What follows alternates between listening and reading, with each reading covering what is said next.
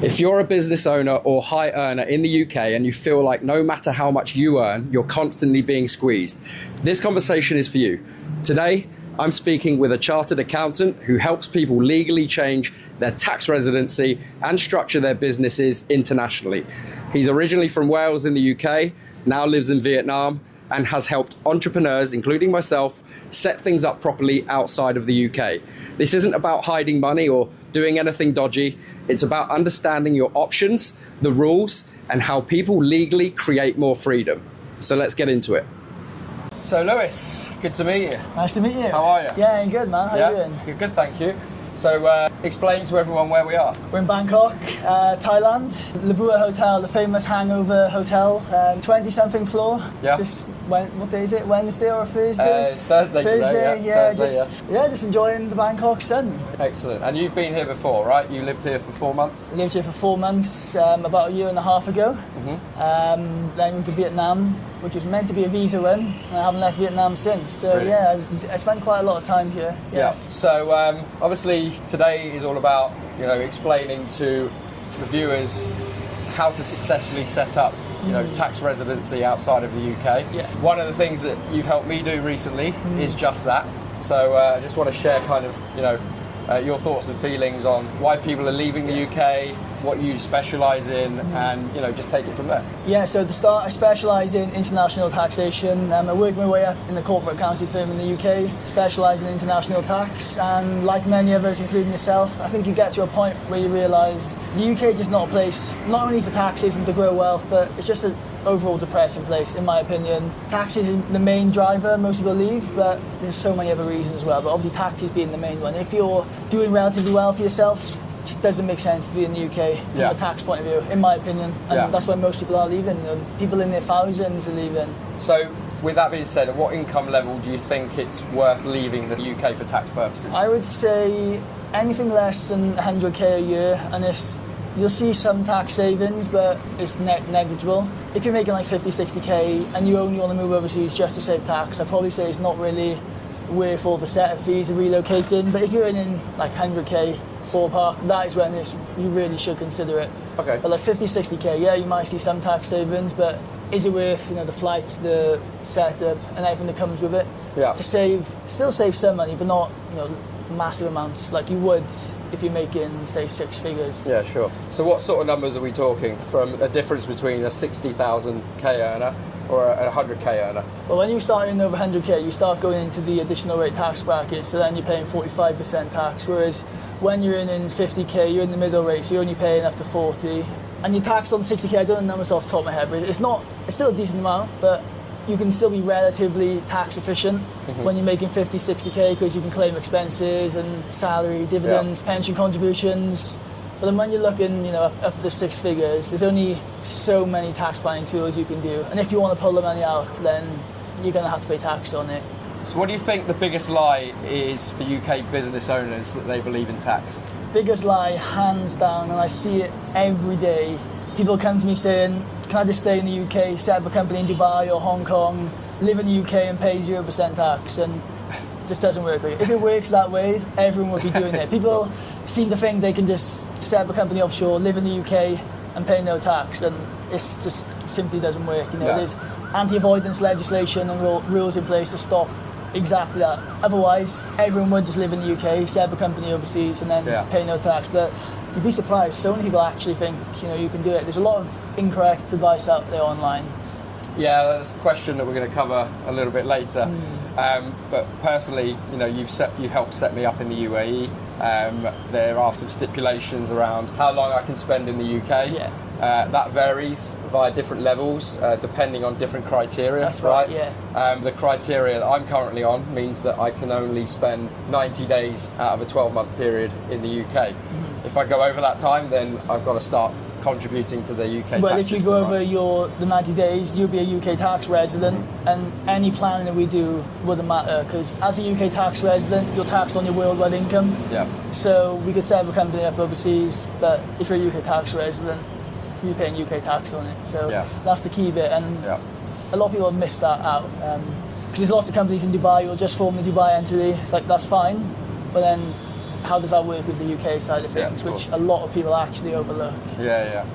So you've really got to be careful. You've got to write down exactly the times that you've entered the UK, the times that you've left. You let me know as well that you have to be in the country past midnight for it to count as the next day or that day. Yeah. So you can technically go into the UK, say at 11 o'clock in the morning, leave at 9 o'clock at night. If you wanted to do that, probably not, but that wouldn't classify as a day, that's right. But I wouldn't rely on that. But so it's after midnight, that counts as being a day. But I wouldn't rely on that because there are like transit rules and things like that. But generally speaking, let's say you arrive in the UK at 9 a.m. and fly out at 1 p.m, then that wouldn't count as a day towards your day counting. But with the planning, hopefully we'll have to rely on that. But it's an interesting point. Yeah, excellent, cool. Why do you think in the UK people, when they want to earn more money, they feel like that's going to fix their money problems, and it actually doesn't? It doesn't, because simple terms, the more you earn, the more you're going to pay in tax, and the more you earn in the UK, just the harder it is to be tax efficient, because like I said, you can put through expenses, pension contributions, company car, salary, dividends, but if you really want to build wealth and generational wealth, the more you earn, you're just going to get smashed with tax. Very simple terms, and the more your income goes, the more you're getting punished, and that's why everyone is leaving. Once you hit a certain threshold, it just does not make sense to stay in the UK. So you could earn more, but then you don't really see much of it. Yeah. Of course, in relative terms, you're still doing relatively well. But I crunch the numbers, and I say you're earning 250 grand a year in the UK before tax. After tax, your rent, your bills. This sounds crazy to say, but you're not even left with a lot of money. Yeah. You've got say you're living in London. Yeah. Bills, childcare, tax. Even £250,000, actual net take home is not a lot of money, which is crazy. Yeah. And I suppose you've either got two things that you value: it's time or money. Yeah. And for a lot of people that are working, they're in a PAYE job where they're governed by a corporation or whatever. To earn more money, you've got to put in more hours, right? So is it really worth more hours for that little bit of extra pay, even though it's going to boost up your earnings by the time you're taxed on it? That's right, yeah. You got income tax, national insurance, pension contribution, student loan. It's just insane. It really is. Yeah, it's crazy. So why would you say most people fail when they try to leave the UK for tax reasons? Most people genuinely think they can just leave for a couple of months a year, and that makes them non-tax resident, and they think they're paying no tax. And a lot of them don't actually look at what it takes to exit the UK tax system, how many days they're allowed to spend in the UK. You see it time and time again. A lot of people, they'll come to Southeast Asia for 2 or 3 months a year, and then they'll assume that they're a non-UK tax resident, and then they go home the year after, and it's it doesn't work like that. So I would say the reason most people fail is simply just because they don't understand the tax laws, and there's so much bad advice online, incorrect advice. That is the main reason I would say. Yeah, I was in Dubai recently, and I was talking to a guy I met in the gym, and he'd been in Dubai for about 1.5 years, and he was under the illusion that because he'd been there for 1.5 years, he no longer needed to pay tax in the UK. And from the knowledge that you've taught me over our conversations, I made sure that he kind of looked into that and spoke to his accountant, because he's going to be in a lot of trouble if he doesn't get that sorted out. But I actually had a call with someone yesterday. He's living overseas, still running his business for a UK limited company, still paying UK tax, and he's been out in the UK for 2 years. I said to him, why are you doing that? And he said, my accountant hasn't told me any different. So it's just, it's crazy to me. It's really insane. A lot of accountants don't really like doing the international tax and stuff, because it is obviously quite specialist, and even in my firm there's only a handful of us who me and my director at the time, any international queries, we would deal with it, because most accountants don't like dealing with it because it is so complex and technical. Yeah. With that being said, what's the biggest mistake people make when they think they have actually left the UK? Biggest mistake, again, is just thinking they're a non-UK tax resident when they're not. As I said, if you're a UK tax resident, you can set up any company in the world, it doesn't matter, you're going to pay UK tax. So the biggest mistake is just not getting solid advice, and just again, paying for a UAE setup or Hong Kong or US LLC, that's a massive one, assuming just because they've got that in place. It's all fine, but it's only, I wouldn't even say half, it's less than half of the overall picture.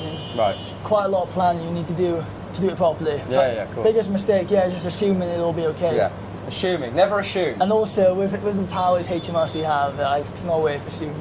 No. HMRC, we know they don't let up tax, you've got to pay your tax. How aggressive are they? chasing people that have left the UK? Well, HMRC have the powers to pretty much find out whatever they want, if they wanted to. You know, they can look back up to 20 years. Oof. So, you know, you think you get away with a couple of years, Yeah. you know, most people probably would, but all they have to do is, you know, hire a team of inspectors or target one specific area where, you know, you see it quite often. They'll do like property campaigns and like go after people who haven't paid any tax on their rental income. Literally all they've got to do is just think, oh, we need some extra revenue, let's go target everyone who supposedly moved overseas, and they can literally they can find out whatever they want. So Really? that's why it's important to keep details of, you know, your travel history, your passport stamps, everything as much as you can. Yeah. Just if they did look into you, you want to make sure you can show to them that I was out of the country on this date, this date, this date. Yeah. Because if you can't prove it, then well, And you've got nothing to go by. yeah. So in answer to your question, with the amount of data that's available with AI, you know, FACTA, CRS, government sharing information, they can pretty much find out whatever they want if they had reason to. Right, yeah. So, yeah, the moral of the story is, don't assume. I wouldn't even chance it. Cause, Don't chance it. You think you get away, you might get away for a couple of years, but Yeah. is it really worth it? Not In my really. opinion, not, because you do see it, and if you were doing something wrong, even if you didn't realise, you'd have late payment interest to pay, penalties. Yeah, I was going to say, how much would you actually... Right. Like, it's worth saving the money for the Yeah. 2 years you're away. You're thinking, oh, great, I'm Yeah. not paying any tax. But if they catch up with you... And that's the thing, it depends if it's deliberate, genuine mistake or like actual tax Yeah. evasion. If it's a mistake, you just have to pay, again, depending on what HMRC determine, they'll do an investigation. If it's a mistake, they'll probably just get a slap on the wrist and they'll be like, here's the tax you meant to pay, here's the interest, here's the penalties, don't do it again. Yeah. But if you were genuinely evading tax and you knew you were doing it and you were going out your way to evade it, then the penalties can be extortionate. Right, So okay. Yeah. it really depends on how harsh HMRC want to go. Yeah. Yeah, and I've seen it go pretty harsh, so... So, of course, you've helped me set up in Dubai, and we're going through the process right now. Is Dubai actually a tax haven, like everyone's led to believe, like I was led to believe? I'd say, yes, of course, it's still a lot more tax efficient in the UK, and as long as you structure it correctly, I wouldn't say tax haven as such, because, you know, there's VAT, there is small corporations up to 9%, but if you set up in the free zone, then yeah, you can pay 0% corporate tax, but it's just how you structure. So, in answer to your question, yes, if you're structured correctly. Okay. You know, set up in the free zone, you pay 0% corporate tax. And then What's the free zone? So if you set up in the qualifying free zone, there's lots of different free zones all over the UAE, and depending on what sector your business is in, you'd set up in the associated free zone. Right. And that is when you pay 0% corporate tax Okay. then. But if it's not qualifying free zone, then it's 9% over 375k dirhams. Yeah. I mean, it's still relatively tax efficient, no income tax. So Good. you compare that to the UK, where you're paying like 50%, Yeah, of course. plus national Yeah. insurance, Yeah. plus student loans. So I would still say it's not a flat zero like everyone thinks. But if you set up correctly, then it can be. Yeah. But you know, all the Gulf nations are slowly introducing things, so Yeah, of course. it's still going to be a lot better than most Yeah, places. yeah. And if you set up correctly, then yeah, it is. Yeah, yeah. And there's obviously some setup costs that come Yeah, with that. You know, for the visas and the healthcare and the Emirates ID. Yes. Obviously paying yourself. You know, but in the long run, it's a huge saving. You save her in 1 month, Yeah. really. 1 month of profit, one month of revenue, Yeah. or 1 or 2 months, you made your money back. Yeah, exactly. Yeah, and I've got to be there for a minimum of 5 years, right? If I want to continue to contribute as a UAE tax resident. So I think the 5 years thing you're talking about is the UK has temporary non-residency Okay. rules. So let's say you move overseas for 1 year and then move back to the UK, then Yeah. you could be caught under what's called temporary non-residency rules. So it essentially means that, generally speaking, there are some caveats around the planning and what income is caught by it, but it generally means when you become a non-UK tax resident, you have to stay non-UK tax resident for 5 years minimum. Yeah. Because otherwise, when you return, UK could try and claw back some of that. All of that, okay. It depends on the income and the income source, but Right. that's why, for example, you can't just relocate for a year, move back, Okay. and then pay no tax. Yeah, sure. Yeah, that would be fun. But yeah, you can still Not that I plan ever it. want No, to return yeah. to the UK. No, I I don't why get would to you when life is like this? yeah. I mean, For Bangkok might be 32 degrees bouncing off us on this balcony, but I'd rather that than what is it back home right now? I don't even know, probably minus. I think it got to minus 11 at one point. Yeah. We're in January right now, so yeah. It's even that bad. We didn't even know what day it is. It's just like. And this is the life. You don't really know what day it is. You don't know what date it is. It's all the same. I speak to my friend. It sort of feels like you're semi-retired. Obviously, we're working, but I'd imagine this is what retirement life is like in terms of the sun, doing what you want. Really, it's just that's the benefits of running your own business, isn't it? I mean, you've got the luxury. I've got the luxury. I take advantage of the luxury of actually moving around. You're stabilised. You're staying in Vietnam. I like to move around. I've got an ADHD mind, so I need to change locations. So speaking about that earlier, I don't know how you travel around so much. It's fun, but it's fun. It's tiring. Stressful. It is tiring. Changing the time zones, like I was explaining earlier, can be pretty exhausting. But I just love that freedom. I love the fact that we can just move wherever we want, whenever we want. And yes, there are some restrictions with visas and how long you can stay in countries. When I say I'm free, I am to a degree, but I'm not to a degree. I get that. But what other life is there to really live? Eventually, I will settle and I'll stay in one place. For a longer period of time. That might be 1 year, might be 5, might be forever.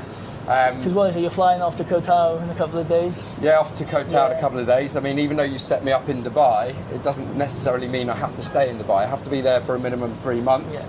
But I can actually just go in and out, can't I?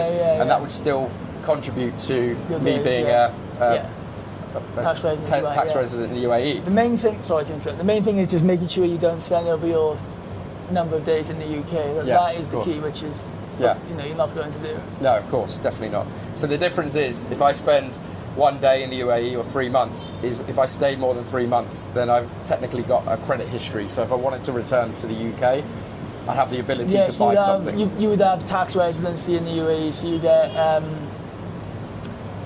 for example, when you're on lending, mortgages and things like that, the first thing they're going to ask is where you're tax resident. And if you're a tax resident of nowhere, it's like, that works, and you can do it. But when you start wanting to finance properties, mortgages, they're going to ask where you're tax resident. And just for KYC, they're not going to like it. Right. So even though I technically can just spend a day for a whole year in the UAE and that's it, it's not a good idea if I want some kind of history behind me to purchase. If you do that, and you spend a day in the UAE and have a company in the UAE, then you've also got control foreign companies. And like, for example, the UK have another legislation which means even though you've got a company set up in the UAE, if you're only spending 1 day a year there, they'd say, you've got a company on paper, but where are you actually running that company from? And if you're only spending 1 day a year in the UAE, they're not going to, you can't argue that you're running the company from the UAE. That is obviously another important part. You need to, prove that you are running the company from the UAE, for example. Awesome. It sort of ties into what I was saying about people think you can just set up a company and do a run. Just leg it. Yeah, I get it. Okay.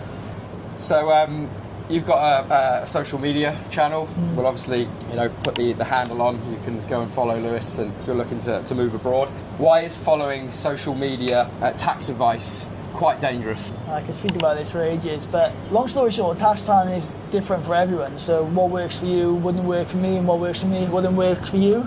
But the main reason is there's a lot of TikTok accounts, Instagram accounts. They all just give generic advice, and most of it is incorrect. I've seen it firsthand.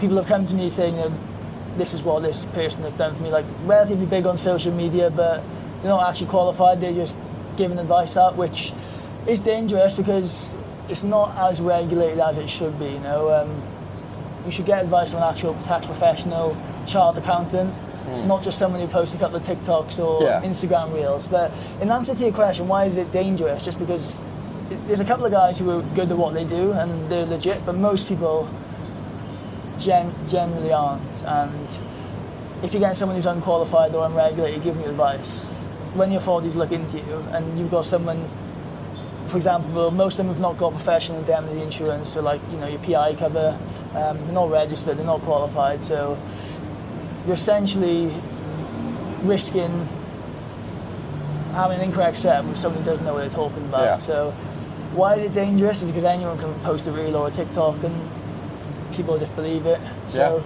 And it's just different for everyone. Yeah, of course. I mean, I'm in the health and fitness niche, been a coach for around 15 years, and there's loads of dodgy coaches out there. Of course, as well. Someone reads a magazine, someone starts going to the gym, and all of a sudden they start posting on TikTok and Instagram, and they're leading their followers to believe that they've got a lot of experience in what they're talking about when it comes to exercise and nutrition, when in actual fact they don't. I mean, it's very easy these days to follow credible sources.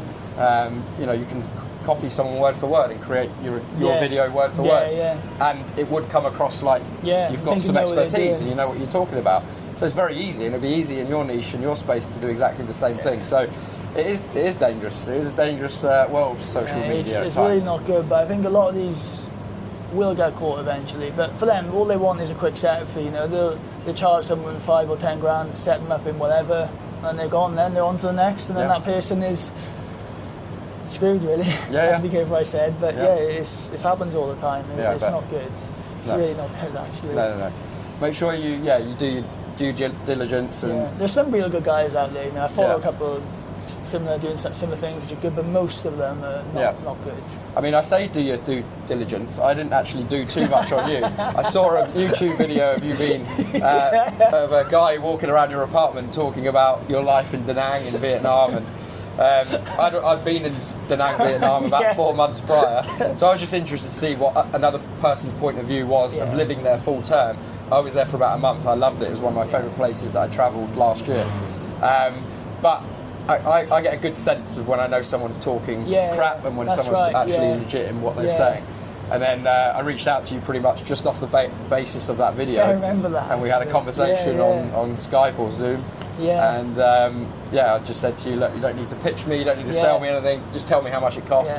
I'm leaving the UK, tell me where I should go, give me some options, and that's what you did. That's where it should be. I mean, it's pointless doing the hard sell, because it's like people need your advice, they need someone who knows what they're talking about, and need to do it, otherwise it wouldn't work. So, but back on that, I remember it was funny. Speaking about your favourite Indian in Da Nang. Which you went to, I think. Yeah, it was really nice. They give you a lot of recommendations. Indicus, something like that, I think it's called. Indian restaurant in Da Nang. Absolutely fantastic. So, you know, there's going to be a lot of people out there watching this video, hopefully, that are thinking about moving abroad or travelling like myself, who don't want to settle in a particular place but do want to move their finances to somewhere else where they can get more for their money, they can have a higher return and put the money in their pocket. What would you say to someone watching this video now who does feel trapped in the UK? I would say just leave, or put plans in place to leave. I know it's not as easy just to book a flight and leave for most people. You know, you do have commitments, family, loved ones, but if you're on the fence about leaving, I would say just book a flight as soon as you can, because it's the best decision you'll ever make. Not even for taxes, just general quality of life. I mean, just look at this. I mean, taxes is a key factor, but just life in general is so much better. Yeah, of course. I mean, the key to moving abroad isn't just, am I going to feel like I'm on holiday 24/7? Because it doesn't feel like that, right? No, that's right, I come to a new, and I think about this all the time, and I talk to people all the time about this. When I go somewhere new, I no longer have that feeling that I'm somewhere new. You know the feeling you get when you go on holiday and you're in an alien country and it feels really exciting. You kind of lose that a little bit as you do travel, and that might seem a little bit spoiled, but it's the reality. But it is, in my opinion, it's the best thing you could ever do in life is travel. You know, see different places, experience different things, meet new people. You know, I wouldn't have met Lewis if it wasn't for this venture that I'm on. And you know, the tax plays a part of that, because essentially, if you're not going to be in the UK for a long time, you want to get more out of the money that you're earning, and there is a potential to move your taxes abroad. So. Yeah, for me personally, it's the same reasons. Like, why stay in the UK? You know, I don't want to get political, but the politics is on its arse. You know, it just seems like an unfair system that's happening right now. We're getting taxed to high hell, and everything just seems to be going up. The cost of living, the gas, electric, the food prices, the food quality seems to be going down as well as the prices are going up. Like if you go to Nando's or Wagamama's, it feels like the quality is getting worse, yet the prices are going up. And I just think, well, what's the point? What are people staying for? And I'm in a position where I don't have any ties. I don't have a mortgage. I don't have a family. I split up with my ex for 7 years a few months ago. So I have that freedom, I get it. And some people don't have that freedom, but there are families out there that are moving abroad. They're taking their kids somewhere else. Putting them in private education overseas, and they're still saving money. Yeah. Just on that, do you think by you obviously paying no tax, that has helped fund your life overseas? Yes and no. I was last year when we set off. Me and my partner at the time, we set off. I did 14 countries in 2025, and then the first kind of part of that year, I hadn't even considered like moving my tax abroad.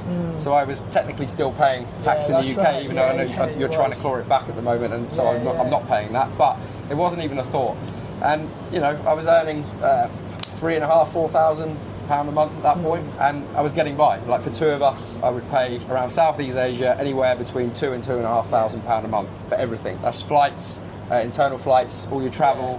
We did a lot of excursions. We ventured out and saw a lot of things, eating out, accommodation, absolutely everything was covered in that £2,500 grand. Now, I'm earning a substantial amount more than that, probably around 3 times more. I can live a more higher lifestyle if I want, but I still don't. I still keep it relatively low because at the age of 41, I had no pension, apart from the state pension that I was contributing to, but I had no private pension. So I've only just started putting money into a pension right now. So for me, I've got a smaller window to try and build up my pension pot. So that's why I keep my money expenditure low, even though I'm earning a fair decent wage. I still want to be a little bit careful and invest as much as I can. So I guess, rather than paying 50% of the tax man, you're putting that 50% into investments in the pension to set you up for life. Correct. So rather than splashing on the fancy hotels, you're actually using it to set the future for you and your family, which is the smart decision. Otherwise, that 50% would be going to the UK. Exactly. And you're saving so many years. I mean, you're probably cutting your retirement age by a lot. I don't know exactly, but it'd be, say you were after retire at 60 in the UK, you're probably looking like 10 years later. Yeah. You're saving like double the speed, if not more. Yeah, and still contributing to national insurance, so I contribute to my pension. I know that's changing now. Yeah, that's right. That's a question I had for you a couple of weeks ago. Yeah. So I've contributed for probably 25 years, and the minimum is 39 years. Is that correct? That's right. So I've got another 14 years to contribute, but what's the changes that have been brought in by Labour? From the budget, they were just announced. They basically, when you're overseas as a non-resident, you could pay voluntary Class 2 pension contributions, which essentially was a really cost-effective way to get qualifying years for your state pension. I don't know the exact number because it changes slightly, but you pay like a couple of £1 a week for a full year, and that would give you a full qualifying year to the state pension. So it was a really cheap way to get a qualifying year, but they've scrapped that now. So that's why we're trying to get yours in before it changes. But it was a really good way to top up your state pension. Right. Like, you'd actually make money. So what if we didn't get that in time? What would? But you just miss out because again, the exact numbers, don't quote me on this, but let's say it was like £300 for the year, whereas you'd receive like £700 a year from your state pension. Right. You know what I mean? So you're paying in less than you're getting back out. Okay. But they're changing that now, so. Right.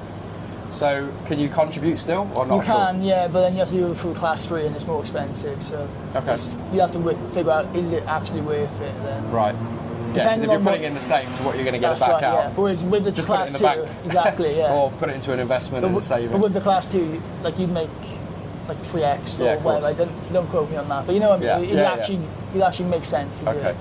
I'm sure there are people now interested in taking that first step.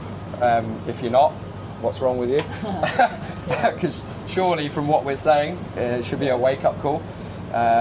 What would be the first step for someone who does want to take action? They want to pick everything up and leave the UK and go somewhere, not necessarily Dubai, UAE, anywhere in the world. What would the first step be? First step is start putting a plan together. It's not as easy and as simple as just booking a flight and then it all being sorted. Wish it was, but first step is start putting the plan together. How are you going to exit the UK? If you've got businesses there, how are you going to extract the money tax efficiently? Do you need to cut any ties and think where you're going to set up? So the first step is putting the plan together. So whatever you're going to do is going to work. Start putting plans in place. And the only reason to know, for example, if you've got property and things like that, you might want to rent it out or sell it. Things like that you have to look at. So first step is begin to put a plan in place, and then you can put a date in place. From that. I mean, it's not, for most people, it's not as simple as booking a flight, unfortunately. No, of course not. And obviously, part of that first step would be seeking professional help. Yeah, get professional help. Yeah. So how would someone contact you? So you'll leave a link in my Instagram in the bio. Yeah. Just drop me a message. I'll see if I can help. I'm not one of these guys who pushes for a sale. It's like, if I can help, I'll help. If I won't, I'll just tell you. There's been lots of people I just say, look, I can't help you. So just drop me a message and I'll just tell you if I can do something. Yeah, if I can't, there are guys who ask me for help and they say, I want to spend this amount of time in the UK, and I say, well, there's nothing we can do then. Just unlucky for them. Yeah, lucky for you, staying in the UK. Yeah. I mean, like I said earlier, like when I spoke to Lewis, it was literally one conversation. It took about an hour. I think half of that was talking about the state of affairs in the UK, so it wasn't really so much about tax. But like I said, I've done, I've been coaching for a long time, and I've had my own coaching company. I had a company in the UK for 10 years, which I sold to come and travel and find somewhere else that I wanted to reside. I kind of know the game, right? I know the sales calls, I know the lead flow, I know... You can tell straight away. Yeah, I mean, a lot of social media is what they call a sales magnet, okay? These videos, they're produced to pull you in to buy something, okay? Push on your pain and of course. objection handle you, so you come on the call pre-sale. Exactly, yeah. That's like technically what we're doing now, right? I'm not going to hide it. There's no like getting out of it. It's, we're trying to help people get away from the UK, and we're talking about our experiences, and Lewis is obviously qualified to do that.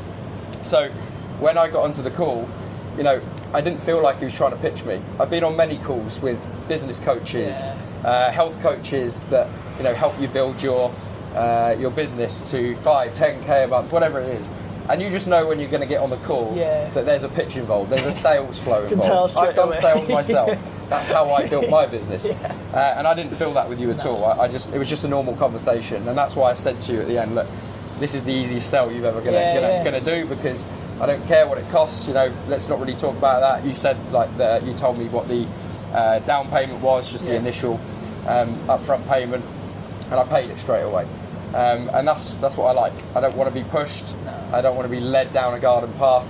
I know the game. So. And that's where a lot of these guys, sorry to interrupt, you would know it. They'll really push on to you because they'll make money from the setup or a course they're trying to get you on, but when you get on the call, instantly you can tell when they're pushing you with certain responses and they want you to say certain things. And the game is the game, but you can tell straight away when someone is being genuine or not, in my opinion. In my opinion, anyway. But sales is about helping. Business is about helping someone. You're trying to scratch an itch, and that's what we're trying to do here. So, Lewis, how many people do you work with? It's over 100. Probably, And where are they all dotted, mainly? All over the world. A lot in UAE, a lot in Southeast Asia, some in South America.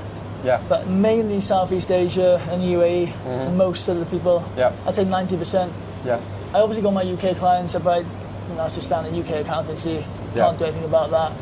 But Southeast Asia and the Middle East, 90%. Yeah. So wherever you're looking to move, it's not about having a conversation and Lewis just saying, this is where you're going to end up. Yeah. He will ask you where you want to go. He gave me options. In the end, I think you gave me 5 different options that you thought would best suit my lifestyle and what I wanted from the money that I made. And then we narrowed it down to the UAE because it just seemed like the best place for me to be, and the best return on the money that I do bring in. So, if, like you said, if you find that someone doesn't suit anywhere, then the conversation will end, and there's not something that Lewis can help with. Straight away. And some actually get a bit annoyed with me. I'm like, well, I don't want to tell you incorrect advice or something that you just want to hear. So some people actually do get a bit annoyed, but. And there will be people out there on TikTok that will do that because they want the money. They want to sell and then lead you into a false pretense that you're going to get this wonderful life, and ultimately it might come crashing down. So it's just about being honest and truthful. So whatever situation you're facing, the questions that you've got, if you're still unclear, you've got a lot of uncertainty about where you want to go, which is what I did, then that's what the conversation with Lewis is all about. You just just be fluent with where you want to be and what you want to achieve, and he'll give you some options, and you can go from there. It doesn't cost anything for the consultation. No, at all. No. Free consultation. Yeah.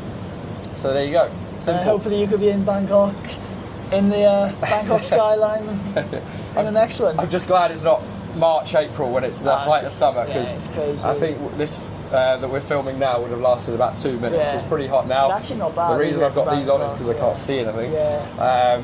I don't want to try and look like I'm posh or anything. It's literally I can't see anything. But yeah, you're here for one day. One day, and I fly to Cape Town then. Yeah.